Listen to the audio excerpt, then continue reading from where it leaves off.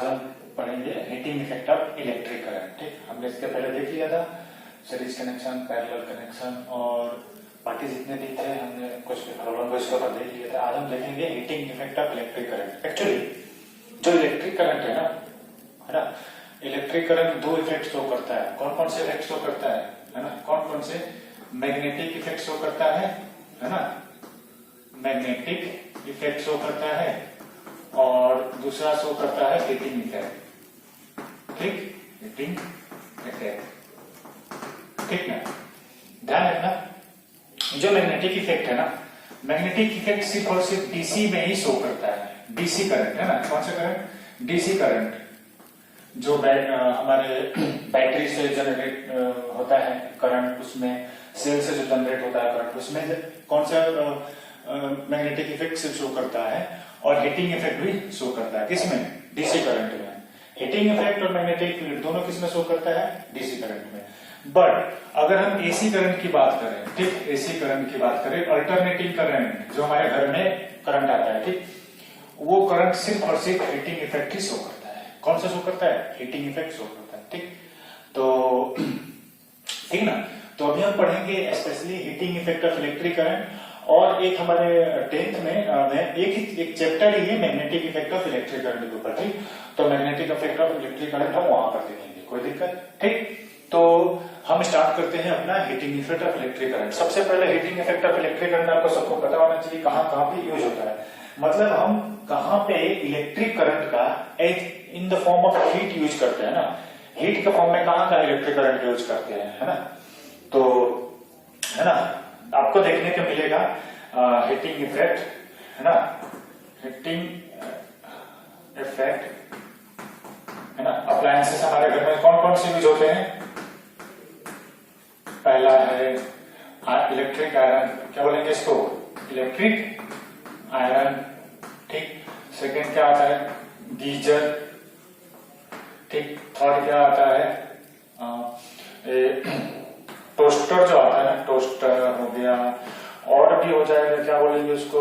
Microwave oven, है ना, oven को सिंपल बोल दो ओवन, है ना। और भी बहुत सारी चीज आते हैं जहां पे हम heating effect of electric current का यूज करते हैं ना।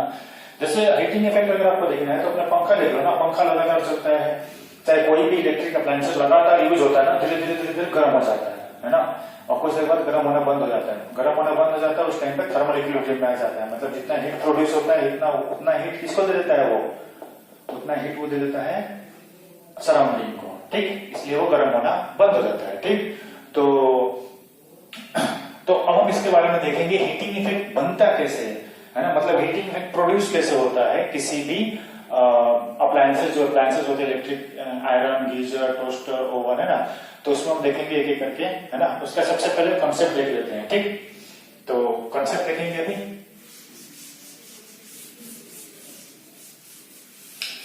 तो कॉन्सेप्ट ये है कि कोई मान लो यहाँ पे एक अप्लायंस है, मान लो क्या है? आयरन है, इलेक्ट्रिक आयरन मान लेते हैं। ठीक, इलेक्ट्रिक आयरन ये एक बैटरी से जुड़ा हुआ है ना, एक बैटरी से जुड़ा हुआ है। ये सर्किट हमारा कंप्लीट हो गया। ठीक, इसमें करंट जा रहा है ये वाला। ठीक, ये हमारा बैटरी, ये कुंजी की, है ना। तो हमने ऐसा देखा है कि इलेक्ट्रिक आयरन को चालू करते ही गर्म हो जाता है क्या? तो आंसर है नहीं, है ना। इलेक्ट्रिक आयरन को चालू करते ही गर्म नहीं होता है, कुछ ना कुछ टाइम लगता है ना। तो यहां पे इलेक्ट्रिक आयरन में क्या प्रोड्यूस होता है ना? हीट प्रोड्यूस होता है। क्या प्रोड्यूस होता है? हीट प्रोड्यूस्ड इन आयरन या कोई भी अप्लायंसेस, है ना, क्या हो जाएगा? एच। ये जो एच होता है ना, किसके प्रोपोर्शनल में होता है? आई स्क्वायर के प्रोपोर्शनल। मतलब हीट क्या होता है? आई स्क्वायर के प्रोपोर्शनल में होता है। यहां पे हम कितना करंट फ्लो करवा रहे हैं उसके ऊपर डिपेंड करता है। ठीक, first heat produced in resistance. Resistance बोले तो ये आयरन ही है ना, आयरन मतलब जहां पे हमको इलेक्ट्रिक करंट यूज करना है ना, is directly proportional to resistance, है ना। मतलब जो ये हीट छोटा है ना, हीट वो किसके प्रोपोर्शनल में होता है, आर के प्रोपोर्शनल में होता है ना। थर्ड एक और आता है, heat produced is also directly proportional to time, proportional to time, है ना। मतलब जो ये हीट है ना, डायरेक्टली प्रोपोर्शनल टू कितना होता है, टाइम के प्रोपोर्शनल होता है। देखो तीन चीजों के प्रोपोर्शनल में हुआ, हीट प्रोड्यूसिंग आयरन क्या होता है, आई के प्रोपोर्शनल में हो गया, आई स्क्वायर के प्रोपोर्शनल में हो गया, दूसरा क्या हो गया, रेजिस्टेंस के प्रोपोर्शनल में हो गया, तीसरा क्या हो गया, टाइम के प्रोपोर्शनल में हो गया। समझ में आया। तो ये हो गया, देखो हमारे पास एक फॉर्मूला आ गया, हमारे पास क्या आ गया formula, X directly proportional to I square R T. ठीक है भाई साहब। ये जो फॉर्मूला है किसने दिया था, ये दिया था जूल ने। किसने दिया था, है ना। इसको जूल हीटिंग लॉ भी बोलते, क्या बोलते हैं इसको, joule heating law, joule heating law, है ना। जूल हीटिंग लॉ भी इसको बोलते हैं ना, I H equal to I square R T. ठीक, तो ये प्रोपोर्शनल हटाते हैं ना, तो एक कांस्टेंट आता है यहाँ पे के, आई स्क्वायर आर टी। यहाँ पे के का वैल्यू ना वन होता है, यूनिट होता है, उसका कुछ वैल्यू नहीं होता है, यूनिट होता है। ठीक, तो ये फाइनली क्या आ जाएगा, आई स्क्वायर आर टी। ठीक, ये हमारे पास फॉर्मूला आ जाता है हीट प्रोड्यूस्ड इन आयरन। तो यहाँ पे आप देख सकते हो कि अगर करंट बहुत ज्यादा होगा, किसी भी अप्लायंस में अगर करंट का वैल्यू ज्यादा होगा तो हीट ज्यादा प्रोड्यूस होगा, रेजिस्टेंस ज्यादा होगा। तो इसका मतलब यही होता है, डायरेक्टली प्रोपोर्शनल का मतलब क्या होता है, अगर ये बढ़ाएंगे तो ये भी बढ़ेगा, ये बढ़ाएंगे तो भी बढ़ेगा, टाइम बढ़ेगा तो ये बढ़ेगा। देखो टाइम वाला समझाता हूं, इलेक्ट्रिक आयरन ऑन करते ही हीट नहीं होता है, कुछ न कुछ टाइम लगता है। जैसे जैसे टी बढ़ेगा वैसे वैसे हीट भी क्या होगा, बढ़ेगा, है ना। तो ये है ये टाइम वाला concept, H equal to I square R T, ये फॉर्मूला है ना। इस फॉर्मूला को हम दूसरे तरीके से प्रूव कर सकते हैं। कैसे, देखो कैसे, हम हमारे पास एक फॉर्मूला है ये वाला, वर्क डन। देखो ये जो हीट एनर्जी जो डेवलप हुआ है, ये एनर्जी आया कहां से, ये एनर्जी आया कहां से, इलेक्ट्रिकल एनर्जी है ना, ये इलेक्ट्रिकल एनर्जी है। ये कहां से आया, ये क्या है, हीट एनर्जी है। क्या ये हीट एनर्जी, ये कहां से आया, ये आया है heat energy from electrical energy. क्या है, ये हीट एनर्जी है ना, कहां से आया, इलेक्ट्रिकल एनर्जी से। मतलब अगर हम ऐसा बोला जाए हीट एनर्जी यहां प्रोड्यूस हुआ तो इलेक्ट्रिकल एनर्जी कितना लॉस हुआ होगा, है ना, आई स्क्वायर आर टी लॉस हुआ होगा भाई साहब। ठीक, तो लिखते हैं कितना एनर्जी लॉस हुआ है। हमको पता है वर्क डन क्या होता है, वर्क डन क्या होता है, वर्क डन होता है V बाई होता है पोटेंशियल डिफरेंस इनटू चार्ज, है ना। ये तो होता है potential difference into charge. Potential difference वो क्या है, डेल्टा बी क्या है, पॉजिटिव और निगेटिव के बीच का पोटेंशियल डिफरेंस क्या है ये, हाँ डेल्टा बी पोटेंशियल डिफरेंस। यहाँ पे पोटेंशियल डिफरेंस कितना हमने लिया है, बैटरी के बराबर कितना लिया है, एप्सिलॉन लिया है। ये एप्सिलॉन का वैल्यू कितना आ जाएगा, आई इंटू आर, है ना, आई इंटू आर आ जाएगा, है ना। और Q इक्वल टू क्या होता है, चार्ज, है ना, कितना चार्ज फ्लो हुआ है ना, कितना चार्ज फ्लो हुआ है। तो चार्ज फ्लो का फॉर्मूला क्या होता है, आई इंटू टी। डेल्टा V का वैल्यू आई आर और Q का वैल्यू आई टी। यहाँ पे रख दो, तो यहाँ पे देखो W इक्वल टू क्या आ जाएगा, वर्क डन। कौन सा work done, work done by electrical energy, है ना, मतलब जो इलेक्ट्रिकल एनर्जी यहाँ पर लॉस हुआ वही वाला वर्क डन है ना। क्या आ जाएगा, डेल्टा V की जगह पे क्या आ गया, आई आर इंटू ये आ गया आई टी, ये आ जाएगा आई स्क्वायर आर टी, है ना। ये एनर्जी देखो, है ना, सेम, है ना। तो ये एनर्जी, ये क्या है, वर्क डन बाई बैटरी, इसको बोल सकते हैं वर्क डन बाई बैटरी, क्योंकि सिंपल सी बात है, ये जो एनर्जी है ना, work done by battery, work done by battery.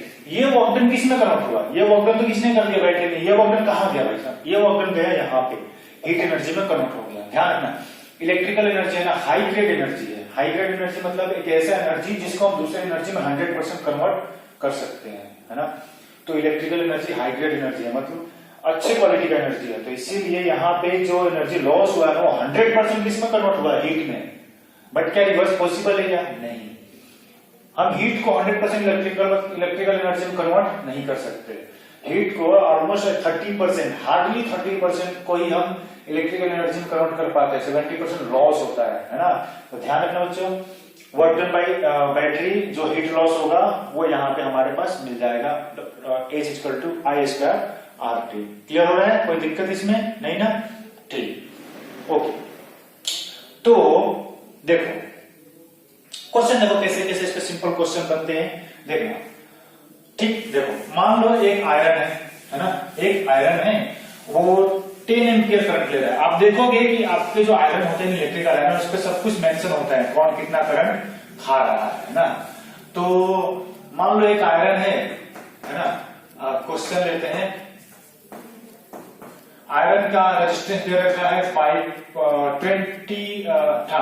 100 ओम ले लेते हैं, कितने ले लेते हैं, 100 ओम ले लेते हैं, ठीक, 100 ओम, और ठीक, और आई ले लेते हैं, मान लो वो आयरन कितना करंट यूज कर रहा है, 5 ओम यूज कर रहा है, 5 एम्पियर, कितना करंट यूज कर रहे हैं, 5 एम्पियर, ठीक। तो पूछ देगा इसमें क्वेश्चन में कि T ठीक है भाई साहब, 60 सेकेंड बाद, 60 सेकेंड के बाद हीट प्रोड्यूस कितना होगा, है ना, 60 सेकेंड के बाद हीट प्रोड्यूस कितना होगा। बहुत आसान है, सब कुछ गिवन है। हीट प्रोड्यूस का फॉर्मूला क्या होता है, सॉल्यूशन देखो, हमारे पास फॉर्मूला आ गया था, H क्या आ जाएगा, I²RT।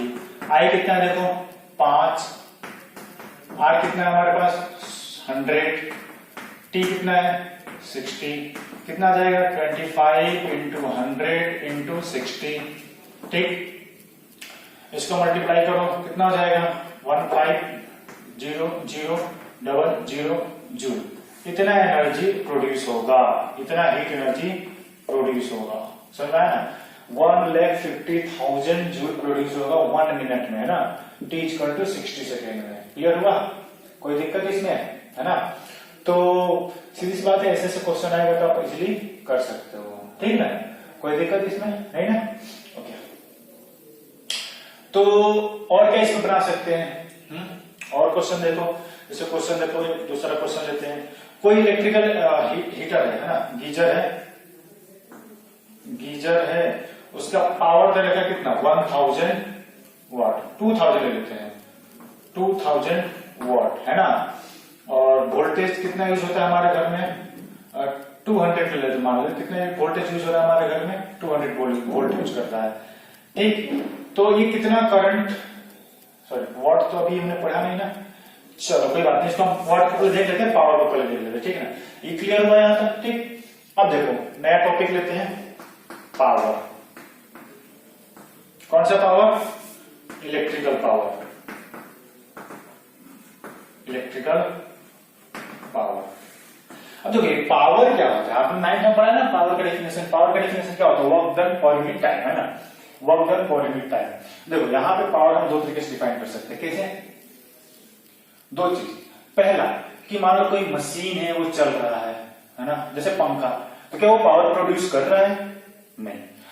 जो पंखा चल रहा है वो पावर प्रोड्यूस नहीं कर रहा है, क्या कर रहा है, फिर वो चल तो रहा है ना, मतलब वो पावर क्या कर रहा है, कंज्यूम कर रहा है, खर्च कर रहा है वो पावर। कौन, पंखा हो गया, एसी हो गया, टीवी हो गया, गीजर हो गया, ये सब पावर क्या करते हैं, कंज्यूम करते हैं, खर्च करते हैं, ठीक। कोई विंड टरबाइन है, विंड टरबाइन चल रहा है, वो क्या कर रहा है, पावर प्रोड्यूस कर रहा है कि पावर खर्च कर रहा है, तो विंड टरबाइन सीधी सी बात, वहां से एनर्जी प्रोड्यूस होता है, तो क्या कर रहा है वो, पावर प्रोड्यूस कर रहा है, एनर्जी प्रोड्यूस कर रहा है। कौन, विंड टरबाइन हो गया, जनरेटर हो गया, सब क्या कर रहे हैं, पावर प्रोड्यूस कर रहे हैं, ठीक। तो हम ऐसे डिफाइन करेंगे, है ना, कैसे डिफाइन करेंगे, इसका डेफिनेशन देखो, work done by any machine in 1 second. और क्या लिखेंगे, दूसरा डेफिनेशन देखो, वर्क डन, नहीं क्या लिखेंगे इसको, नेक्स्ट दूसरा डेफिनेशन, एनर्जी कंज्यूम, क्या बोलेंगे इसको, consume by any machine energy consume by any machine in 1 second. दोनों किसका डेफिनेशन है ना, किसका definition is defined as power of that machine.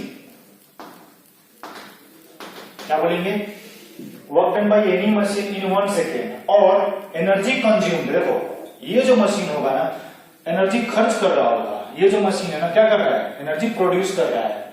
जैसे पता है ना विंड टरबाइन हो गया, प्रोड्यूस कर रहा है, ये क्या कर रहा है, एनर्जी कंज्यूम कर रहा है ना, खर्च कर रहा है एनर्जी। तो ये दोनों है ना, तो ये पावर का डेफिनेशन ऐसे दे सकते हैं, energy consume by any machine in 1 second. 1 second में कितना एनर्जी कंज्यूम कर रहा है उसको हम बोलेंगे पावर, है ना। तो इसका फॉर्मूला क्या आ जाएगा पावर का, देखो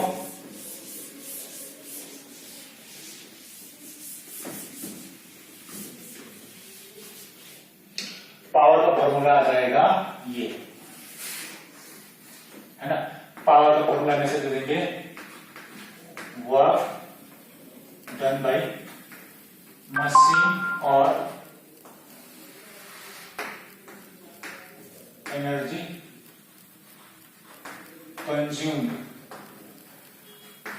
बाय मशीन अपॉन टाइम, है ना। मतलब इसको सिंपल हम कैसे लिख सकते हैं, P equal to W by T, P equal to W by T, ठीक ना। P क्या है, पावर, तो यूनिट ऑफ पावर क्या हो जाएगा, यूनिट ऑफ P बोले तो पावर क्या हो जाएगा, तो W क्या है, वर्क है ना, क्या है वर्क, वर्क का यूनिट क्या होता है जूल, ये T क्या है टाइम, क्या होता है सेकेंड, है ना। क्या हो जाएगा ये जूल पर सेकेंड, जूल पर सेकेंड बोलो या तो जेम्स वॉट जिसने पेपर इंजन का खोज किया था उसके नाम पे उसके याद रखा जाता है वॉट, है ना, या तो कैपिटल W, ठीक। ये उनका यूनिट हो जाएगा। यूनिट ऑफ पावर क्या हो जाएगा, कौन सा यूनिट है ये, SI यूनिट, है ना। SI यूनिट ऑफ पावर क्या हो जाएगा, वाट W या जूल पर सेकेंड, ठीक। अगर आपसे बोल दिया जाए कि ठीक है भाई 1 वाट का डिफाइन करो, 1 वाट क्या होगा, है ना।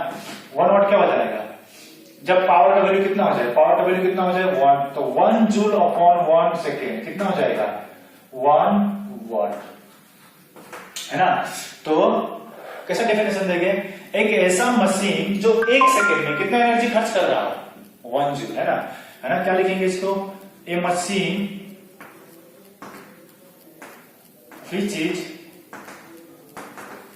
कंज्यूमिंग और producing 1 joule in 1 second, 1 joule in 1 second, then the power of that machine will be 1 watt, है ना। एक ऐसा मशीन जो या तो 1 जूल 1 सेकेंड में खर्च कर रहा हूं या तो 1 जूल 1 सेकेंड में बना रहा हूं, है ना। तो उस मशीन का पावर कितना होगा 1 वाट होगा, समझ में आया। जैसे कि देखो आप लोग देखे हो ना, एलईडी बल्ब खरीदते हो, चाहे पंखा खरीदते हो, चाहे एसी खरीदते हो, उसके ऊपर लिखा रहता है भाई साहब आप एलईडी खरीदने जाते हो तो क्या बोलते हो 10 वाट का एलईडी बल्ब दे दो, तो वो 10 वाट क्या है, पावर है। क्या है वो, पावर है। क्या है, पावर। 10 वाट का मतलब क्या हुआ, है ना, समझना जरूरी है ना। 10 वाट का मतलब क्या हुआ, 10 वाट का मतलब ये हुआ कि जो एलईडी बल्ब है ना वो 10 जूल 1 सेकेंड में खर्च कर रहा है। कितने सेकेंड में, 10 जूल 1 सेकेंड में खर्च कर रहा है ना।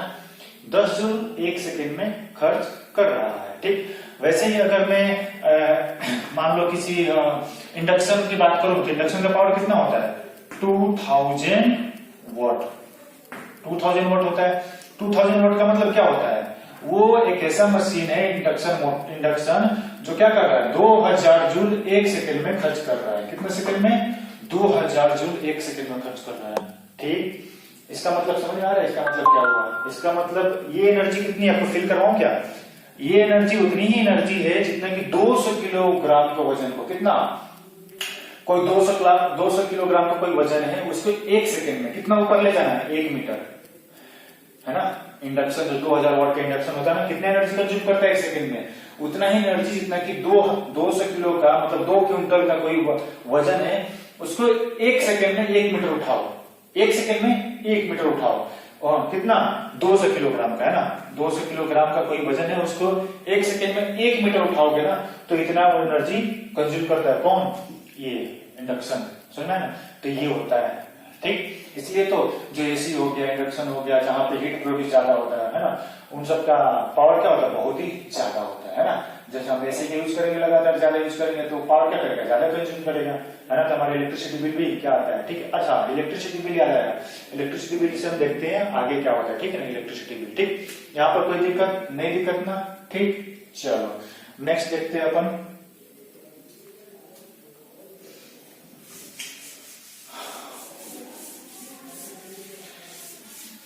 आप जो 9th क्लास में पावर पढ़े थे और अभी मैं पढ़ा रहा हूं, दोनों एक ही डिफिनेशन है, ध्यान रखना, अलग मत समझना।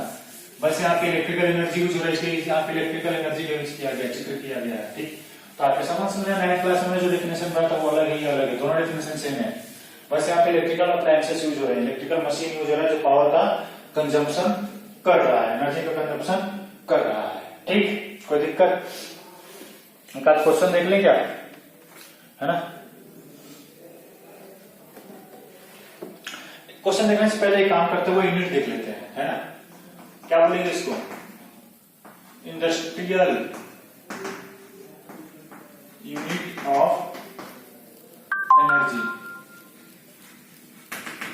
एनर्जी का कौन सा यूनिट? Industrial unit. एनर्जी का इंडस्ट्रियल यूनिट क्या होता है पता है? किलोवाट आवर, है ना। क्या होता है इसको? किलोवाट आवर, है ना, किलोवाट आवर बोलते हैं, ठीक। कैसे देंगे इसको? देखो, P इक्वल टू हमारे पास क्या होता है? पावर का फॉर्मूला क्या होता है? वर्क अपॉन, या तो एनर्जी लिखो, एनर्जी अपॉन टाइम, है ना। तो एनर्जी इक्वल टू क्या हो जाएगा? P इंटू टी, है ना। P क्या होता है? पावर, ठीक है ना। एक ऐसा मशीन जिसका, है ना, क्या है यहाँ पे देखो, एक ऐसा मशीन जिसका पावर कितना हो, P पावर कितना हो? 1000 वाट हो, कितना हो? 1000 वाट हो। टाइम कितना हो? 1 आवर। एक ऐसा मशीन जिसका पावर कितना है? 1000 वाट, ठीक। उसको अगर हम लगातार 1 घंटे तक चलाएं, कितना? 1 घंटे तक चलाएं। एक ऐसा मशीन जिसका पावर कितना है? 1000 वाट है, उसको लगातार अगर हम 1 घंटे चलाएं तो बिजली खपत करेगा ना। तो वो जो बिजली खपत करेगा वही क्या हो जाएगा? 1 यूनिट होता है। क्या बोलते हैं इसको? 1 यूनिट, है ना, एनर्जी। अच्छा, आपके घर में बिजली बिल आता है, किसके फॉर्म में आता है? यूनिट के फॉर्म में आता है ना, वही वाला यूनिट है ये। इसको 1 यूनिट भी बोलते हैं, क्या बोलते हैं? 1 यूनिट भी बोलते हैं, ठीक। क्या बोलते हैं इसको? 1 यूनिट भी बोलते हैं, ठीक। देखो क्या हो जाएगा? 1, है ना, 1000 इंटू आवर में कितने सेकेंड होते हैं? 3600 सेकेंड होते हैं, ठीक। तो इन दोनों को देखो, 3600, कितना जीरो है? 3 जीरो है, मल्टीप्लाई कर दो, क्या जाएगा? Joule second. क्या जाएगा? सॉरी, यहाँ पे क्या आएगा? वाट आएगा, ठीक। तो क्या आ जाएगा? ये जूल आ जाएगा फाइनली। कितना जाएगा? 3.6 इंटू 10 पावर, कितना जीरो है? 3 और 3 6 जूल, है ना। कितना जाएगा? 1 यूनिट। 1 यूनिट में कितने जूल होते हैं? 3.6 मिलियन, है ना। 1 यूनिट में कितने जूल होते हैं? 1 unit is equal to 3.6 million joule, है ना। इसको बोलते हैं मिलियन। मतलब क्या होता है? 10 टू द पावर 6 होता है, इसको मिलियन भी बोलते हैं। मिलियन, मिलियन बिलियन पढ़े हो ना, है ना, मिलियन इसको बोलेंगे, ठीक। तो 1 यूनिट में कितना एनर्जी खत्म होता है? 3.6 into 10 to the power 6 joule energy खत्म होता है, ठीक। इसको हम 1 यूनिट बिजली बोलते हैं, 1 यूनिट का एनर्जी बोलते हैं, ठीक। इसको इंडस्ट्रियल यूनिट बोलते हैं, ठीक। क्यों इंडस्ट्रियल यूनिट बोलते हैं? क्योंकि इंडस्ट्रियल यूनिट मतलब जहां पे एनर्जी बहुत ज्यादा यूज होना है ना, तो एनर्जी वहां पे ज्यादा यूज होता है। तो छोटे छोटे जूल तो बहुत छोटा यूनिट है ना, जूल जो एनर्जी का यूनिट बहुत छोटा यूनिट है। देखो ये इंडस्ट्रियल यूनिट है, ठीक। तो ध्यान रखना, 1 यूनिट क्या होता है? जहां पर एक ऐसा मशीन जो 1 किलोवाट का हो, उसको लगातार अगर हम 1 घंटे यूज करें तो उसका जो बिजली खर्च होगा, जो एनर्जी खर्च होगा, उसको हम क्या बोलेंगे? 1 यूनिट एनर्जी बोलेंगे। क्लियर हुआ? दिक्कत कोई नहीं ना, ठीक। अब देखो हम क्वेश्चन लेते हैं इसी के ऊपर। मान लो, है ना, एक क्या बोलते हैं, एक फैन है, ठीक। एक फैन है, फैन का पावर कितना गिवन है? 50 वॉट है। कितना होता है? 50 वॉट है। ठीक, उसको डेली है ना, फैन क्या है? फैन का पावर कितना गिवन है? 50 वॉट। और उसका डेली टाइम कितना यूज हो रहा है? 10 hour per day. 10 hour per day उसका यूज है। तो यदि 1 यूनिट का कॉस्ट है 5 रुपीज, कितना है? 5 रुपीज कॉस्ट है, तो 1 यूनिट कितना कॉस्ट है? 5 रुपीज कॉस्ट है, तो 1 मंथ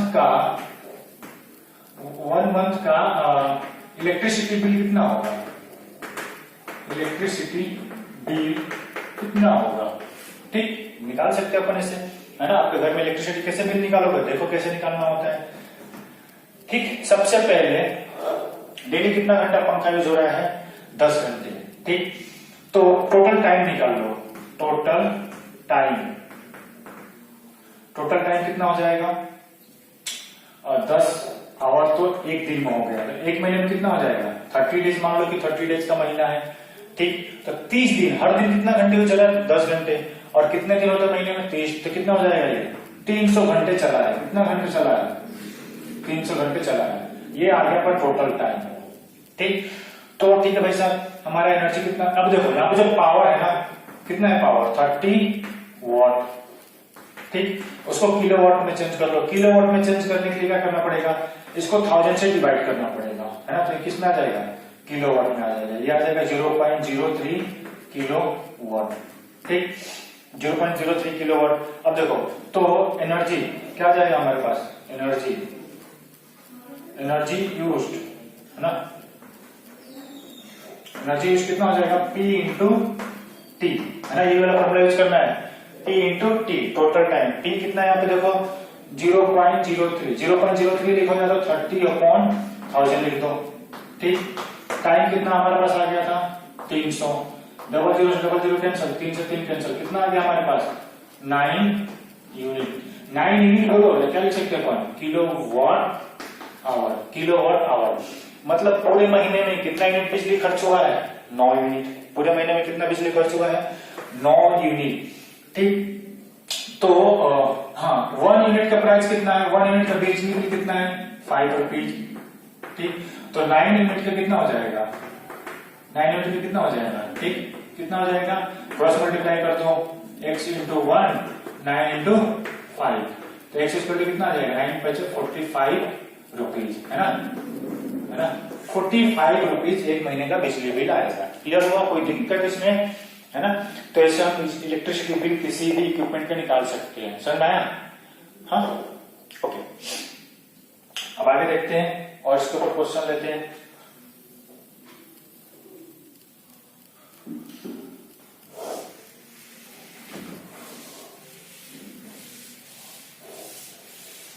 ठीक है, और क्वेश्चन ले लेते हैं। देखो मान लो कि एक फैन है, सॉरी फैन नहीं, एक एसी है ना।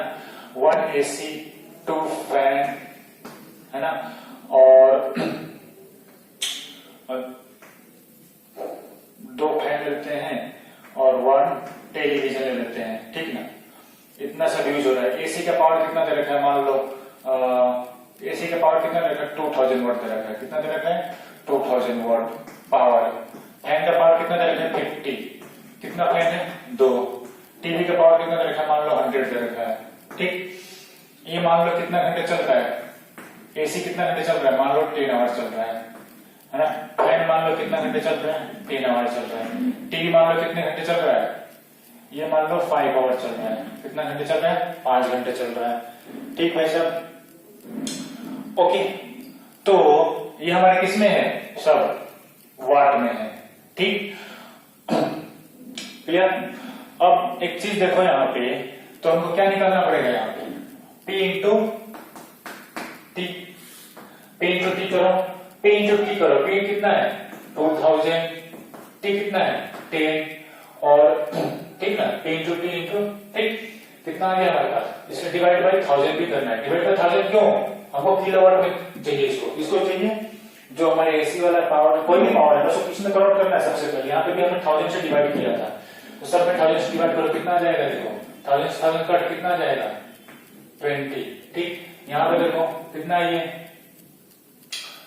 है ये आएगा। इसका देखो 100 इंटू 10 डिवाइड बाई 1000 कितना जाएगा 1।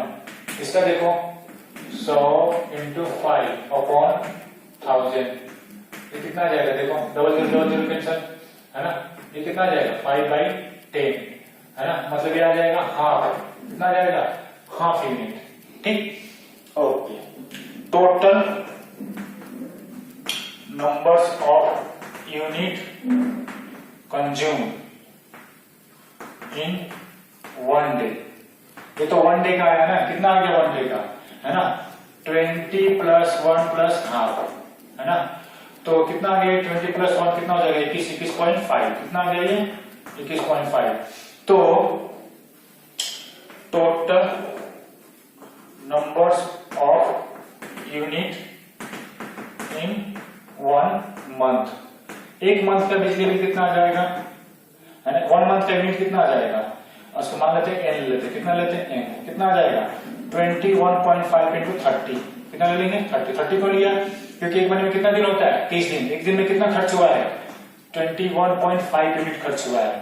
ठीक, इसको मल्टीप्लाई कर दो, इसको हटा दो, नीचे आ जाएगा 10 से 10 कितना हो जाएगा कैंसर।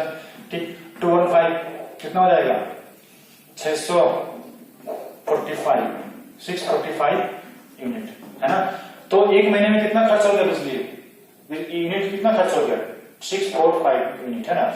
तो अगर हमको बताओ इस रेट से अगर हमको वो निकालना हो, बिजली बिल निकालना हो, मान लो एक यूनिट का खर्च कितना है 5 रुपए, तो 645 यूनिट का खर्च कितना आ जाएगा, तो टोटल इलेक्ट्रिसिटी बिल ठीक ऑफ 1 मंथ क्या हो जाएगा n इंटू 5 है ना, कितना आ जाएगा 645 इंटू 5 कर लो, ये क्या हो जाएगा हमारा आंसर हो जाएगा। ठीक, 645 इंटू 5। तो आप देख रहे हो ना कैसे हमने यूनिट निकाला। मान लो आपके घर में और भी कुछ दे सकता था, एलईडी बल्ब ले लो, ये सब ले लो है ना, जनरली ऐसे आपको निकालना है। ठीक, ध्यान रखना क्या करना है अपन को, पावर लिखा होगा कितना घंटे चल रहा है ऑपरेटिंग टाइम और इंटू पावर, दोनों को मल्टीप्लाई करो 1000 से डिवाइड कर दो। ठीक, वैसे ही सब में कि हमने 1000 से डिवाइड किया, 1000 से डिवाइड किस लिए किया, किलोवाट में कन्वर्ट करने के लिए। ठीक, ये सब तो आवर में दिया ही हुआ है, अगर मान लो टाइम आवर में नहीं दिया होगा तो उसको आवर में कन्वर्ट करना पड़ता है। ठीक, तो ये सब आपको ध्यान रखना है, आवर में हमने कन्वर्ट कर लिया, ये हमारा आंसर भी आ गया। ठीक, तो ऐसे हम इलेक्ट्रिसिटी का बिजली बिल हम निकाल सकते हैं। ठीक, कोई दिक्कत?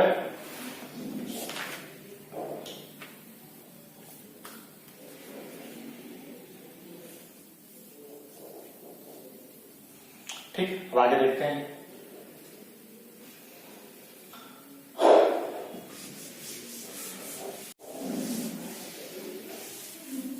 हमने पावर के बारे में थोड़ा सा और बता देता हूं। देखो पावर हमने क्या क्या देख लिया, W/T है ना, क्या था हमारे पास, पावर के बारे में थोड़ा सा और बताना चाहिए था, फॉर्मूला बता देता हूं। देखो हमारे पास क्या है W/T, तो P इक्वल टू क्या हो जाएगा, W क्या है I² RT/T, T से T कैंसिल, क्या हो जाएगा P इक्वल टू हो जाएगा I² R। समझ में आया, पावर का हमारे पास एक और फॉर्मूला। ठीक, P W इक्वल टू क्या होता है, P इक्वल टू एक और फॉर्मूला होता है, क्या होता है V इंटू आई, क्या होता है V इंटू आई। ठीक, ये हो जाएगा। P एक और फॉर्मूला बना सकते हो अपन यहीं से, I इक्वल टू क्या हो जाएगा, देखो V/R, ओम्स लॉ से I इक्वल टू क्या हो जाएगा V/R, तो V इंटू V की I की जगह V अपन रख दो तो क्या हो जाएगा V/R, क्या हो जाएगा ये V²/R। ठीक, ये आप लोग 9th क्लास में पढ़े हो ना, पावर का फॉर्मूला वही है, वही से आप बनता है। ठीक, ये कहां से आया, इसमें कंफ्यूजन तो नहीं है ना, ये वाला ये यहां से आ सकता है। P इक्वल टू क्या होता है W का वैसे भी लिख सकते हैं क्या,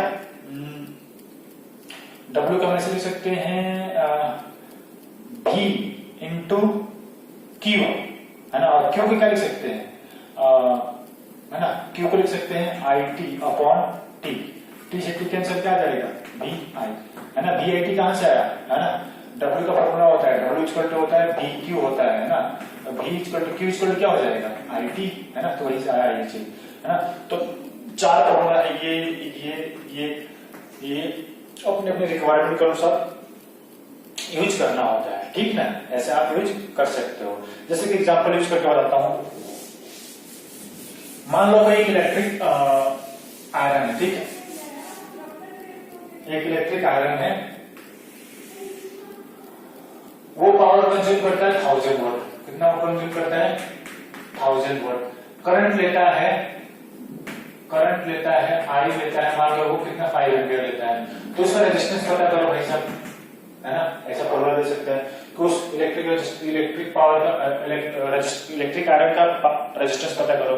देखो हमारे पास PIR, P वाला एक ऐसा फॉर्मूला देखो जब से P हो, I हो, R हो, ये हमारे पास फॉर्मूला है।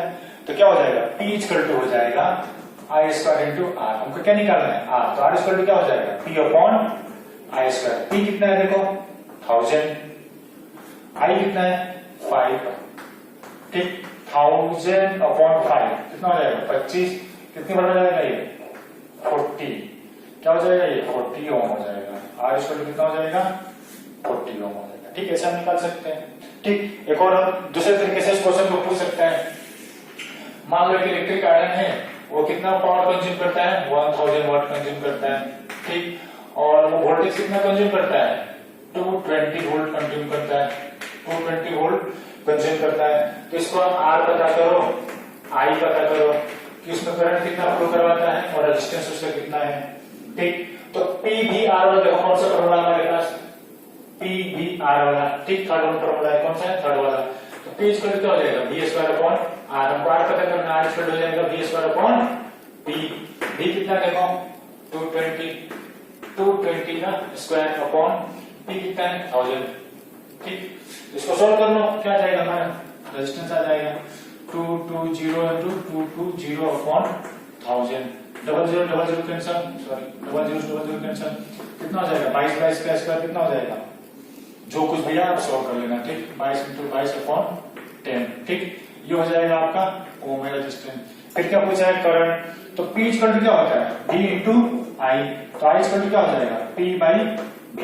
P कितना है 1000, B कितना है 220, 0000 कैंसिल, ये जाएगा 2 से 11 टाइम में, ये जाएगा 50 टाइम में, ठीक।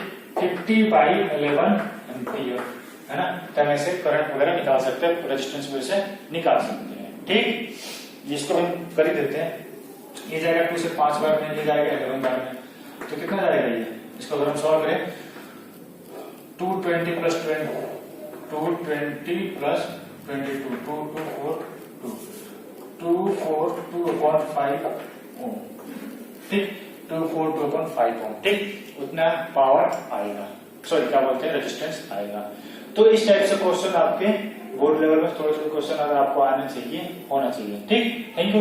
नेक्स्ट टाइम में देखेंगे और भी क्वेश्चन देखेंगे, ठीक, एनसीईआरटी क्वेश्चन देखेंगे, ओके।